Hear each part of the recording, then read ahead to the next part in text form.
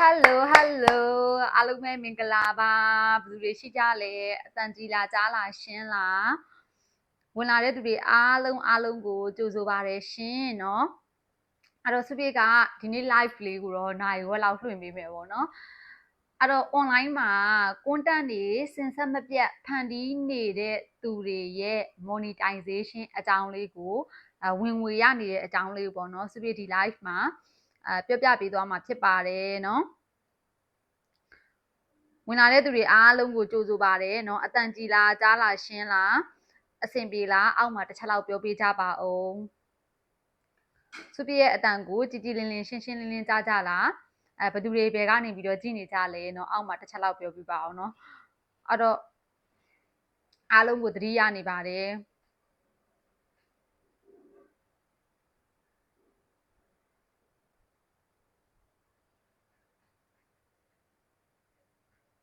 မင်္ဂလာပါဘယ်သူတွေဝင်လာကြပြီလဲ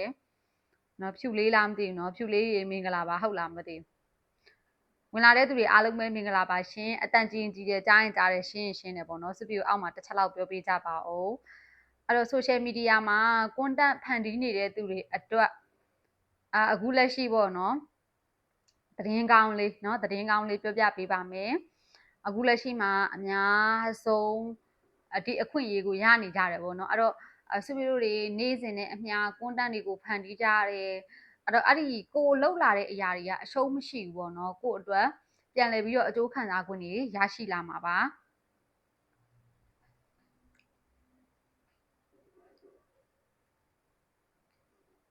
โอเคဝင်လာတဲ့သူတွေအားလုံးပဲမင်္ဂလာပါရှင်အတန်ကြီးလားကြားလားရှင်းလားအဆင်ပြေလားဘယ်သူတွေပဲနိုင်ငံပဲမျိုးကနေကြည့်နေကြလဲအောက်မှာတစ်ချက်လောက်ပြောပေးကြပါဦးသူတွေလူခဏစောင်းလိုက်မယ်နော်လိုင်းကောင်းကြလား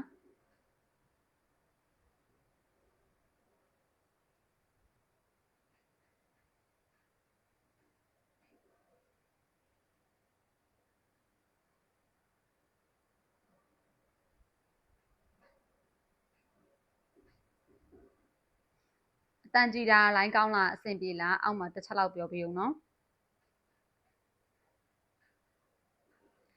တန်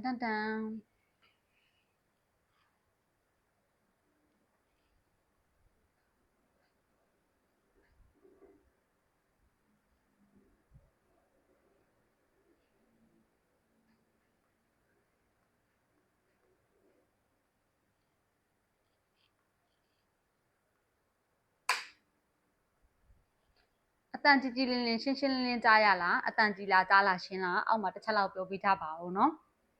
โอเคဝင်လာတဲ့သူတွေအားလုံးပဲမင်္ဂလာပါရှင်အဲ့တော့ content ဖန်တီးနေတဲ့သူတွေရဲ့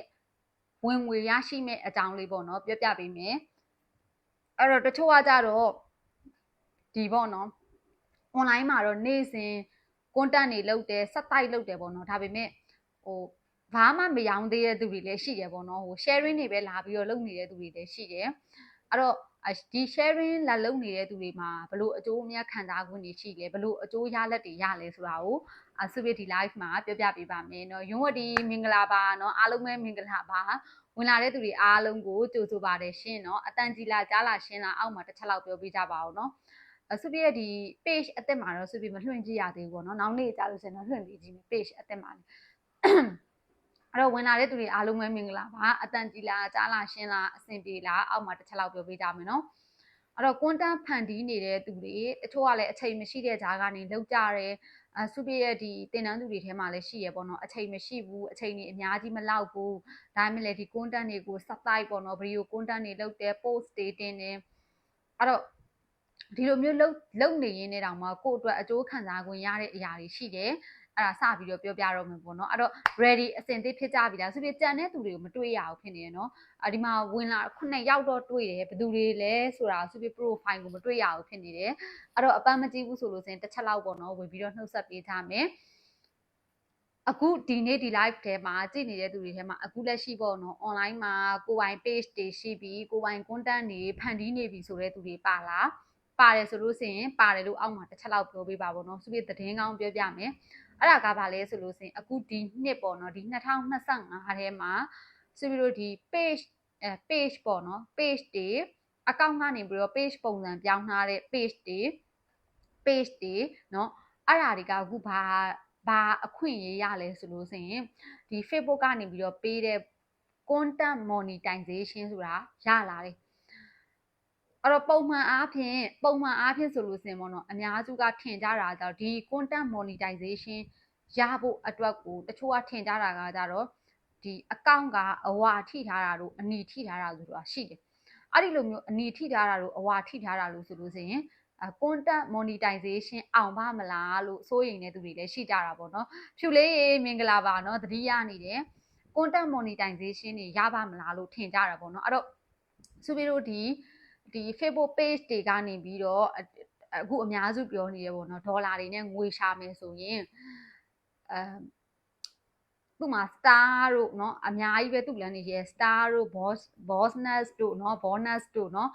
ပြီးနောက်ထပ်ဥစ္စာတွေလည်းရှိရ4 5 6ခုပဲအဲ့တော့စုပြေကိုယ်တိုင်လည်းစုပြေအခုဒီ live လွှင့်နေတဲ့ page မှာဆိုလို့ဆိုရင်ဒီ page ကဖွင့်လာတာ3နှစ်ဝန်းကျင်လောက်ဖြစ်သွားပြီပြီးစုပြေကဒီ page ကို content တွေအများကြီးဖန်တီးခဲ့တာပေါ့နော် content တွေအများကြီး post တွေလည်းအများကြီးပုံတွေစာတွေ video တွေ reels video တွေအများကြီးကိုလုပ်ခဲ့တာပေါ့နော်အရင်ကစုပြေလုပ်ခဲ့တဲ့အရာကဘာလဲဆို reels မှာတချင်းလေးတွေရှိတယ်စုပြေက video လေး3စက္ကန့်4စက္ကန့်5စက္ကန့်လောက်ကိုရိုက်လိုက်တယ်တင်လို့ရတဲ့လောက်လေးပေါ့နော် video လေးကိုရိုက်တယ်အတူလေးတွေပေါ့နော် short video လေးရိုက်လိုက်တယ်ရိုက်ပြီးသွားပြီဆိုစုပြေကဘာလုပ်လဲဆိုစာအတူလေးတွေရေးတယ်စာအတူလေးတွေရေးပြီးတော့အဲ့ဒီ reels video နဲ့ပေါ့နော်ပေါင်းပြီးတော့တင်တာပြီးရင်အဲ့ဒီသူ့ရဲ့ဒီဗီဒီယိုမှာပါတဲ့တချင်းပေါ့နော်နိုင်ငံခြားတချင်းတွေကိုကြိုက်တဲ့တချင်းတွေပေါ့အဲ့ဒီတချင်းတွေနဲ့စုပြေကရောပြီးတော့တင်တာမဆိုင်မရေမင်္ဂလာပါခချဲမင်္ဂလာပါတတိယနေတယ်ဘယ်တွေပြောင်းနေလဲမကြီးနော်လွမ်းနေပါတယ်နေကောင်းလားကျမ်းမာလားနော်အဲ့တော့အဲ့ဒီမှာစုပြေကအဲ့လိုမျိုးတင်တာပေါ့နော်စာအနီရောင်အတန်းလေးတွေစိမ်းရောင်အတန်းလေးတွေနဲ့ကိုရဲ့ဒီရုပ်လေးနဲ့ပေါ့နော်ရှုခင်လှလှလေးနဲ့တွဲရိုက်ပြီးတော့စုပြေကအဲ့လိုမျိုးတွေတင်တာတင်ပြီးတော့တစ်နှစ်လောက်နေတဲ့အခါမှာစုပြရဲ့ page က follower တွေအရန်တိုးလာတာ follower တစ်နှစ်ကို2000ကျော်ပေါ့နော်2000ကျော်ကနေပြီးတော့အဲ့ဒီကလေးကစုပြရဲ့အတိတွေကပြောကြတယ်ညီမလေးရဲ့ account ကနော်ညီမလေးရဲ့ page က viewer တွေလည်းအရန်များတယ် follower တွေလည်းအရန်များတယ် monetization တွေရှောက်ပါလားလုပ်ပါလားဆိုတော့အမှန်တိုင်းပြောရရင်စုပြက monetization တွေမလုပ်တတ်ဘူးရှောက်တာတွေလည်းမလုပ်တတ်ဘူးပေါ့နော်အဲ့ဒီအပိုင်းမှာကိုကမကြွမ်းဘူးအဲ့တော့စုပြေဒီလိုမျိုးနေနေနောက်ကြတော့အတိတယောက်ကိုတွေ့တယ်အတိတယောက်ကိုတွေ့တဲ့အချိန်မှာဆိုလို့ဆိုရင်သူနဲ့သွားဆက်တယ်ပြီးတော့ဗောနော်ဒီကိုယ့်ရဲ့ page ကိုဒီလို monetization တွေရှောက်ချင်တယ်လုပ်ချင်တယ်ဆိုပြီးတော့သွားဆက်တယ်အဲ့ဒီအချိန်မှာသတိရပါတယ်ခါတဲ့ဟုတ်ကဲ့ပါမရေသတိရပါတယ်เนาะမမကျူမြင့်မင်္ဂလာပါရှင်အဲ့တော့ရှင်းပြပေးမယ်ပေါ့နော်အဲ့ဒီလိုနဲ့အဲ့ဒီတယောက်နဲ့စုပြေဆက်သွယ်လိုက်တဲ့အချိန်မှာ तू ကလည်းကောင်းတယ်လုပ်ပေးတယ်ပေါ့နော်စုပြေရဲ့ page ကိုကြည့်ပေးတယ်ဝင်ပေးတယ်အဲ့ဒီမှာဘာတွေတွေ့ရလဲဆိုအမားရဲ့ page ကဘာလဲ policy နဲ့ညှိနေတဲ့တချင်းတွေတီးလုံးတွေသုံးထားတယ်ပေါ့နော်တကယ်တော့စုပြေကကိုပိုင်ဗီဒီယို content တွေပဲလုပ်တာတချင်းတွေကကြတော့ reels မှာကြတော့ကိုကတချင်းလေးနဲ့ပေါ့နော်အဲ့လိုမျိုးစာတူလေးနဲ့တင်တာအဲ့နဲ့ तू ကအမရဲ့ဗီဒီယိုကအမရဲ့ဒီ page မှာပေါ့နော်ဗီဒီယိုတွေကတဲ့တချင်းတွေကအဲ့ဒီ policy နဲ့ညှိတဲ့တချင်းတွေဖြစ်နေတယ်ပေါ့နော်သူတို့ခွင့်မပြုထားတဲ့တချင်းတွေဖြစ်နေတယ်အဲ့ကြောင့်အဲ့ဒါတွေဝင်ပြီးတော့ဖြတ်ရမယ်လုပ်ရမယ်အဲ့ဒါတွေဖြတ်လုပ်နေနဲ့ဂျားထဲမှာ8လ9လလောက်ကြာသွားတဲ့အချိန်မှာစုပြေပြန်ပြီးတော့ဆက်သွယ်တဲ့အချိန်နောက်ကျတော့စုပြေအကောင့်ကြာသွားအဲ့ဒီမှာနော်အကုန်လုံးသူ့ရဲ့တော့တွေဒီ Facebook ကပေးတဲ့ဒေါ်လာတွေဆိုတာစုပြေရဲ့ page ကအကုန်လုံးတော့တွေပွင့်နေပြီတော့တွေပေါ့နော်အကုန်ပွင့်နေပြီဒါပေမဲ့တခုကကြတော့အဲ့ဒီစုပြေအရင်လောက်ထားတဲ့တယောက်နဲ့လေအဆက်အသွယ်မရှိတော့ဘူးပေါ့နော်သူလည်းအကြောင်းမျိုးကြောင့် line ပေါ်တွေဘာတွေတက်တာလည်းမတွေ့ရတော့အဆက်အသွယ်မရှိတော့ဘူးပြီးရင်စုပြေရဲ့ Facebook အကောင့်လည်းပျောက်ကျသွားတာပေါ့နော်ကျသွားတဲ့ချိန်မှာဆိုလို့ဆိုရင်ကို့မှာ pay out ကရှိမနေဘူးငွေလက်ခံမဲ့ဥစ္စာကကို့မှာမရှိနေဘူးမရှိတော့စုပြေအဲ့ဒါအဆင်မပြေဘူးပေါ့နော်အဆင်မပြေဘူးဒါပေမဲ့တခုကကြတော့ဘာလဲဆိုတော့ဒီပြီးခဲ့တဲ့ရက်ပိုင်းရမှာပေါ့နော်ပြီးခဲ့တဲ့ရက်ပိုင်းရမှာဒီ Facebook ဇူဇူတို့ကနေပြီးတော့ဘာတွေလုပ်ပေးလဲဆိုလို့ဆိုရင် content monetization တွေသူချပေးတာအဲ့ဒီထဲမှာစုပြေရဲ့ page လဲပါလာတာပေါ့နော်ပါလာတာအဲ့ဒီ content monetization ကကြတော့ရိုးဥစ္စာတွေနဲ့မတူဘူးသူကဘာပဲတင်ဥမာကိုစာလေးပဲတင်ကိုဗီဒီယိုပဲတင်ကို live ပဲတင်ကို live ပဲလွှင့်ပေါ့နော် အဲ့ဒီရနေမှာကိုဖန်တီးသမျှကွန်တန့်တွေကမှန်သမျှဝင်ငွေတွေပြန်လဲပြီးတော့ရရှိတာအဲ့တော့ဆူပီတို့အခုလက်ရှိမှာဘာကိုပြောပြချင်တာလဲဆိုတော့အခုလက်ရှိမှာ online မှာစူးစမ်းပြီးတော့လုပ်နေတဲ့သူတွေရှိမယ်ဆူပီရဲ့တင်တန်းသူတချို့ပါဆိုလဲဘာပစ္စည်းမှမရအောင်ပေါ့နော်ကင်တွေရတဲ့ပစ္စည်းတွေတို့မကြိုက်ဘူးအကြောင်းတို့ knowledge sharing တွေလုပ်တယ်ပြီးရင် knowledge business လုပ်ကြရတယ်ပေါ့နော်အဲ့တော့အဲ့ဒီလူတွေဆိုလို့ဆိုရင်လည်းဒါစိတ်မပြတ်နဲ့ကိုဖန်တီးစရာရှိတဲ့ content တစ်နေ့ကိုသတ်မှတ်ချက်ပေါ့နော်ငါဗီဒီယိုတစ်ပုတ်တင်မယ်ဆိုရင်ဗီဒီယိုတစ်ပုတ်ဆက်တိုက်တင်သွား live တစ်ခုလွှင့်မယ်ဆိုလို့ဆိုရင်လည်း live တစ်ခုဆက်တိုက်လွှင့်သွားအဲ့ဒါပုံမှန်လုပ်သွားနော်ဘာလို့လဲဆိုလို့ဆိုရင်အဲ့ဒီလိုမျိုးလုပ်ချင်အားဖြင့်နော်ဒါပေမဲ့ကိုယ့်ရဲ့ဒီ account ပေါ့နော်လက်ရှိကိုက account သုံးနေရဆိုလို့ဆိုရင်တော့ page ပုံစံနဲ့ပြောင်းဒါပေမဲ့အကောင်းဆုံးကဘာလဲဆိုရင်တော့စုပြေရဲ့အတွေ့အကြုံများဆိုလို့ဆိုရင်တော့အကောင်းဆုံးကaccount ကနေ page ပြောင်းတာမျိုးမဟုတ်ဘဲနဲ့ပေါ့နော် page တစ်ခုကိုဖွင့်ပြီးတော့အဲ့ဒီလိုမျိုးလုပ်သွားတာကိုဖြစ်စေခြင်းနဲ့နော်အဲ့တော့ online မှာလုပ်တယ်ဆိုတာကကိုယ့်အတွက်အရှုံးမရှိဘူးအဲ့တော့ ချဲရေးအဲ့လိုမျိုးဒီ content monetization တွေပွင့်ဖို့အတွက်ဘာတွေလုပ်ရမှာလဲနံပါတ်1ကတော့စက်တိုက်ပုံမှန်လုပ်နေဖို့စက်တိုက်ကိုဖန်တီးနေတဲ့ content တွေကိုနေ့စဉ်စက်တိုက်ပုံမှန်လုပ်နေဖို့အရန်ရေးကြီးတယ်နံပါတ်2ကကြတော့ဘာအရေးကြီးလဲဆိုလို့ဆိုရင်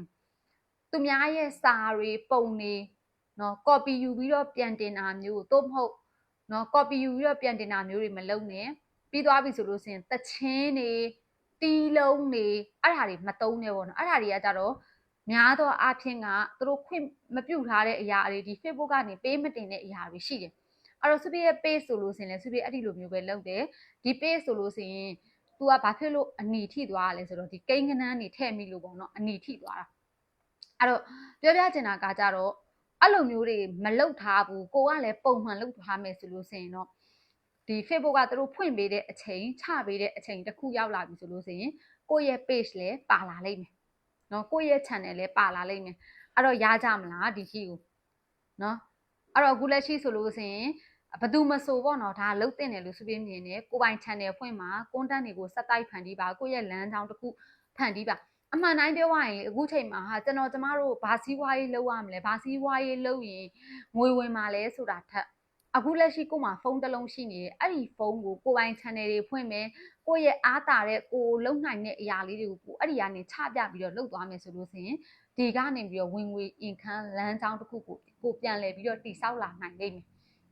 ယ်မမစကဝါမောမင်္ဂလာပါရှင်နော်အားလုံးပဲမင်္ဂလာပါနော်ဘယ်သူတွေရှိကြသေးလဲနော်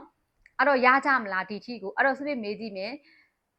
content monetization ပွင့်နေကြတဲ့သူတွေပါကြလားစုပြရဲ့ဒီပေါ့နော်တင်နန်းသူလည်းဖြစ်တဲ့နော်ခင်မင်ရတဲ့ညီမလေးတယောက်လဲတော့ဒီထဲမှာရှိတယ်နော်ဒီထဲမှာသူမရောက်လာသေးဘူးဒီတနေ့နော်အော်ရောက်လာပြီထက်ရေးမင်္ဂလာပါနော်ထက်ဆိုလို့ဆိုရင်လည်းဒါဒီတနေ့သူဒီ content monetization သူပွင့်သွားတယ်ပေါ့နော်အဲ့တော့ပြောရမယ်ဆိုလို့ဆိုရင်လေဟိုကိုယ့်ရဲ့စူးစမ်းမှုမှာအရှုံးဆိုတာမရှိဘူးเนาะအရှုံးဆိုတာမရှိဘူးအဲ့တော့ online မှာလုပ်ပါကိုယ့်ရဲ့အားတာချက်ကိုယ့်ရဲ့အတွေးကိုယ့်ရဲ့အကြံဉာဏ်လေးတွေထပ်ရှိတယ်เนาะကိုယ့်ရဲ့အကြံဉာဏ်လေးတွေကိုနေ့စဉ် content တွေလာပြီးတော့ဖန်တီးသလားပြောရမယ်ဆိုကွာဒီ monetization အောင်နာတယ်ဆိုတဲ့အရာတစ်ခုကလည်းဘာနဲ့တူလဲဆိုတော့စုဘူးတစ်လုံးနဲ့တူတယ်ဘာမှ commission ကတွေယူပြီးတော့လည်းဘသူ့ကိုမှလည်းဈေးရောင်းပေးနေရတာလည်းမဟုတ်ဘူးကိုလုံနေရင်ကိုဖန်တီးနေရင်ဥမာကိုစာတစ်ကြောင်းတင်လိုက်တယ်ကွာကိုတင်လိုက်တဲ့ post တစ်ခုအဲ့ဒီ post တစ်ခုက$လား$2လားဗီဒီယိုတစ်ပုဒ်ကဘယ်လောက်ရလဲ$လားဥမာကိုတင်လိုက်တဲ့ content တစ်ခုက$ပဲရတယ်ထားအောင်10ခုတင်တယ်ဆို$ရမယ်ဟုတ်တယ်ဟုတ်အနည်းဆုံးတော့ကိုယ့်ရဲ့စုဘူးထဲကိုပတ်စံလေးစုနေတာနဲ့မတူဘူးလားစုပြေးဆိုရင်အဲ့ဒီ monetization ကိုပေါ့နော်စုပြေးကဘယ်လိုမျိုးနဲ့တတ်မှတ်လဲဆိုလို့ဆိုရင်ကိုယ့်ရဲ့စုဘူးလေးတစ်ခုလိုပဲတတ်မှတ်တယ်ဘာလို့လဲဆိုတော့ဥမာ तू ကဖွင့်ပေးသည်ဖြစ်စေမဖွင့်ပေးသည်ဖြစ်စေပတ်စံပေးသည်ဖြစ်စေပတ်စံမပေးသည်ဖြစ်စေမင်္ဂလာပါချေရေးတဲ့ထက်ရေးမင်္ဂလာပါနော်တတိယနေတယ် तू ပေးသည်ဖြစ်စေမပေးသည်ဖြစ်စေကိုကဒီ online ကိုသုံးပြီးတော့အလုပ်လုပ်နေတဲ့သူဖြစ်တဲ့အတွက်ကြောင့်လွှင့်စရာရှိရဲ့လွှင့် like ကိုလွှင့်နေရမှာပဲတင်စရာရှိတဲ့ဗီဒီယိုကိုတင်နေရမှာပဲမော်ကြီးကမင်္ဂလာပါရှင်းနဲ့ဟုတ်ကဲ့ပါမင်္ဂလာပါရှင်းနော်တင်စရာရှိတဲ့ဗီဒီယိုတင်နေရမှာပဲနော်တင်စရာရှိတဲ့ post ကိုတင်နေရမှာပဲအဲ့တော့အခုကိုကတင်နေရင်းနဲ့ကို့အတွက်ဝင်ငွေပြန်ရတယ်ဆိုမကောင်းလားမကောင်းလားစုပြေးဆိုရင် ကို့မှာအဲ့လိုမျိုးပေါ့နော်ဒါပွင့်သွားပြီဒီလိုမျိုးဝင်ငွေလမ်းကြောင်းပြန်ရပြီဆိုတဲ့အချိန်မှာဆိုရင်ပျော်တယ်ဆိုတာကကိုအများကြီးမျှော်လင့်ထားတဲ့အရာတခုမဟုတ်ဘူးပေါ့နော်ဒါပေမဲ့လည်းပွင့်သွားပြီဆိုတဲ့အခါမှာဘလောက်ပဲရပျော်တယ်ဘာဖြစ်လို့လဲငါလည်းဒီလမ်းကြောင်းတစ်ခုရသွားပြီဆိုတာမျိုးပေါ့နော်အဲ့တော့ဒီနေရာမှာစုပြဘာတွေ့ရလဲဆိုလို့ရှိရင်လေတချို့ page တွေအရန်ကြာသွားတဲ့ page တွေပေါ့နော်ဥပမာဖွင့်လာတာ3နှစ်တို့4နှစ်တို့5နှစ်တို့ရှိသွားပြီဆိုတဲ့ page တွေအဲ့လောက်အရန်ကြာသွားတဲ့ page တချို့မရတာတွေလည်းတွေ့ရတယ်နော်အဲ့ဒါကဘာလဲဆိုအရင်တော့ကသူတို့တင်ခဲ့တဲ့ post တွေ video တွေလုပ်ခဲ့တဲ့အရာတွေကဒီ monetization sorry ဒီသူတို့ရဲ့ policy နဲ့ညှိနေတဲ့အရာတွေလည်းရှိတယ်အကြောင်းမရတာလည်းရှိရယ်เนาะဒါကြောင့်အခုမှစတဲ့သူတွေဆိုလဲလှုပ်သွားပါလို့စုတွေကပြောချင်ပါတယ်เนาะโอเคအဲ့တော့ဘယ်သူတွေဘာတွေရလိုက်ကြလဲเนาะမလာလို့ဆိုရင်တတိယနေမှာဆိုလို့စုတွေဒီနေ့ဒီလောက်လာပေးတာပါမနေ့ပြန်ကြလို့ဆိုရင်ပြန်ပြီးတော့စုံကြမယ်เนาะအဲ့တော့ဘယ်သူတွေဘာတွေရလိုက်ကြလဲအကျိုးရှိလားကို့အတွက်ဘာတွေရလိုက်ကြလဲအောက်မှာတစ်ချက်လောက်ပြောပေးကြပါဦးเนาะအဲ့တော့နောက်ဆုံးအနေနဲ့အချုပ်အနေနဲ့ပြောချင်တာကကိုပိုင် channel ဖွင့်မှာပြီးသွားပြီဆိုလို့ရှင်တခုကြံသေးတယ်အဲ့ဒါပါလဲဆိုတော့တကယ်လို့ကိုကဒီပေါ့နော်ဒီလိုရှောက်ဖို့အတွက်ကိုမလုတ်တက်ဘူးဆိုလို့ရှင်စာပစ်အပ်လို့ရတယ်နော်စာပစ်တွေအပ်လို့ရတယ်တက်ကျွမ်းနားလေတဲ့သူတွေရှိတယ်ကွာအဲ့ဒီသူတွေကိုစာပစ်တွေသွားအပ်လို့ရတယ်နော်စုပြေကိုယ်တိုင်လည်းစုပြေလုတ်တယ်ဆိုတာကကိုပါကိုရှောက်တာမဟုတ်ဘူးစုပြေစာပစ်အပ်လိုက်တယ်လုတ်လိုက်တယ်ပေါ့နော်စာပစ်အပ်လိုက်တယ်အဲကြောင့်တကယ်လို့ဒီထဲမှာကိုကအဲ့လို monetization တွေအပ်ချင်တယ်လုပ်ချင်တယ်စာပေအပ်ချင်တဲ့သူတွေရှိရဆိုလို့ဆိုရင်လည်းစုပြင်းနဲ့အသိတွေရှိပါတယ်သူတို့နဲ့နော်တွေ့တာမဝသေးဘူးလေထိုင်ပေးနေမယ်ထက်ရေးစတာနော်အပြင်ခဏသွားမလို့အပြင်ခဏသွားစရာရှိလို့နော်အကြောင်းမို့နော်တကယ်လို့ကိုကဒီ6ချင်တယ်မ6တက်ဘူးမလုပ်တတ်ဘူးဆိုလို့ဆိုရင်စုပြရဲ့အသိပေါ့နော်စုပြရဲ့ဒီ page ကိုကင်ပေးတဲ့စုပြရဲ့အသိမိတ်ဆွေမောင်လေးနဲ့ချိတ်ပေးပါမယ်တကယ်လို့လိုချင်တယ်ဆိုလို့ဆိုရင်စုပြရှိမှာပေါ့နော်အကောင့်လာတောင်းလို့ရတယ်စုပြရဲ့ page မှာချိတ်ပေးပြောပေးပါမယ်လုပ်ပေးရလဲကောင်းတယ်နော်စုပြ page ဆိုလို့ဆိုရင်ဒီတချို့အရာလေးတွေပေါ့နော်သူတို့တင်ပေးရတာတွေလုပ်ပေးရတာတွေအဲ့လိုအယူခံဝင်ရလုပ်ရတာတွေရှိရပေါ့နော်ကိုကအဲ့ဒီဘိုင်းမှာအရန်ကြီးမကျွမ်းတဲ့အခါမှာသူတို့လုပ်ပေးပါတယ်နော်โอเคအဲ့ဆိုလို့ဆိုရင်ဒီနေ့ကတော့ဒီလောက်ပါပဲအဲ့တော့ online social media မှာအခုမှစပြီးတော့လုပ်ချင်တယ်ကိုပိုင် channel တွေဖွင့်ချင်တယ်ဘယ်ကဘလို့စရမှန်းမသိဘူးအသေးစိတ်ကနေစပြီးတော့လေ့လာချင်တယ်သင်ယူချင်တယ်ဆိုရင်တော့အခုစုပြသင်ပေးနေတဲ့ OSM 2 လတာ camp သင်တန်းရှိပါတယ်ဒီဗီဒီယိုကလာတဲ့ဒီ live ကလာတဲ့သူတွေကိုအထူးချင်းနဲ့ထားပေးမှာပါပြီးရင်စုပြနဲ့အနီးက VIP ရချင်တဲ့သူတွေလည်းထိုင်းနိုင်ငံအတွင်းမှာဆိုရင်အပြင်တွေတခြားနိုင်ငံတွေမှာဆိုလို့ဆိုရင်တော့ဗီဒီယိုကောနဲ့ VIP ယူလို့ရပါတယ်လို့အဲ့တော့အားလုံးကိုကျေးဇူးတင်ပါတယ်အားလုံးပဲကျမ်းမာချမ်းသာပြီးတော့ဝင်ငွေတွေတိုးကြပါစေအားလုံးပဲဘိုင်းဘိုင်းပါနော်